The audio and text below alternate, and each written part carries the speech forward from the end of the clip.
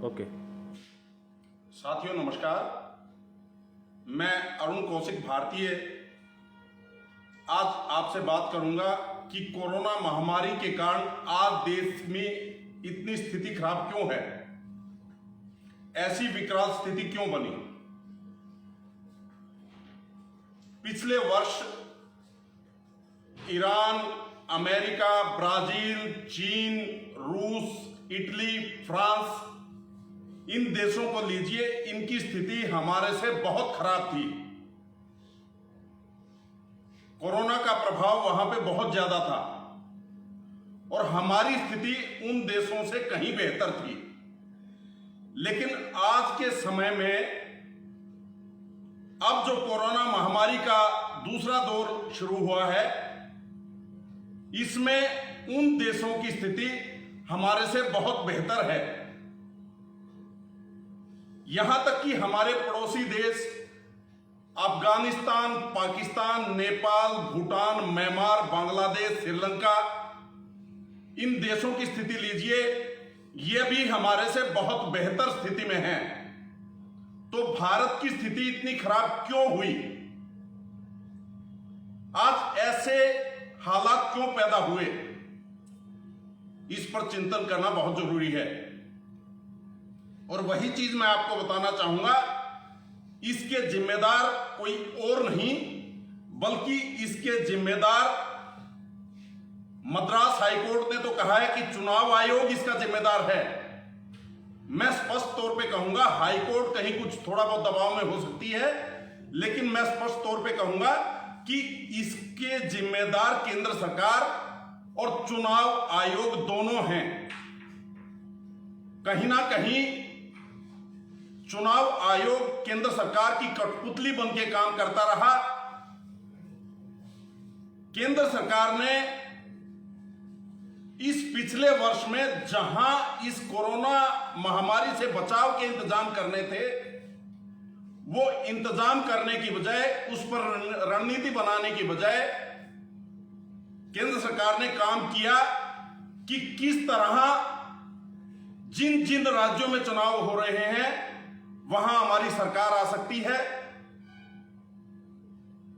हमारे देश के प्रधानमंत्री, देश के गृह मंत्री और पूरी सरकार उन चुनावी राज्यों में जाके प्रचार करती रही, उन विधानसभा चुनाव जीतने के लिए प्रचार करती रही।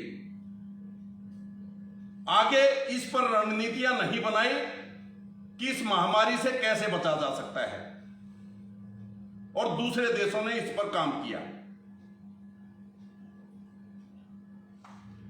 केंद्र सरकार को चाहिए था, क्योंकि देश के मुखिया हैं, देश के प्रधानमंत्री हैं, सबसे बड़ी नैतिक जिम्मेदारी उनकी बनती है। उनको चाहिए था कि इसके बारे में रणनीति बनाते और भविष्य के बारे में कैसे हम इससे निपट सकते हैं उसके ऊपर चलते। उसके बाद आती है चुनाव आयोग की जिम्मेदारी।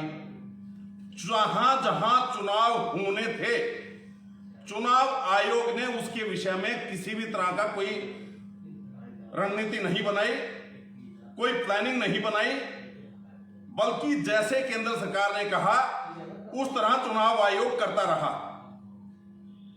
चुनाव आयोग की जिम्मेदारी बनती थी कि इन राज्यों में जहां जहां चुनाव होने थे, रैलियां करने पर प्रतिबंध लगाता, रैलियों पर प्रतिबंध लगा के दूसरे ऑप्शन बनते कि चुनाव प्रचार कैसे किया जाए।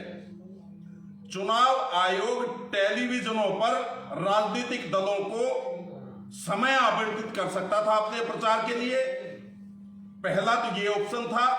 दूसरा ऑप्शन ये था कि चुनाव आयोग ये करता कि इनमें समय आवंटित करने के साथ साथ वर्चुअल रैली करने का, उन वर्चुअल रैली में भी कम से कम 4-4, 5-5 फीट की दूरी पे आदमी बैठते और वो वर्चुअल रैली सारी चुनाव आयोग स्वयं देख सकता था।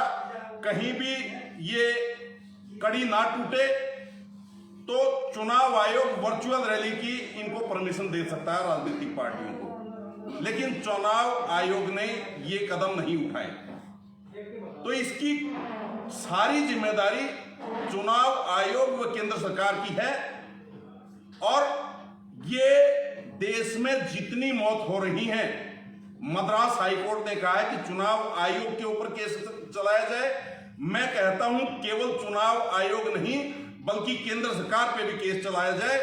ये मौत नहीं, इस महामारी के कारण ये केवल मौत नहीं बल्कि ये हत्या है, और ये हत्या चुनाव आयोग और केंद्र सरकार इसके लिए दोषी है और इनको सजा दी जानी चाहिए।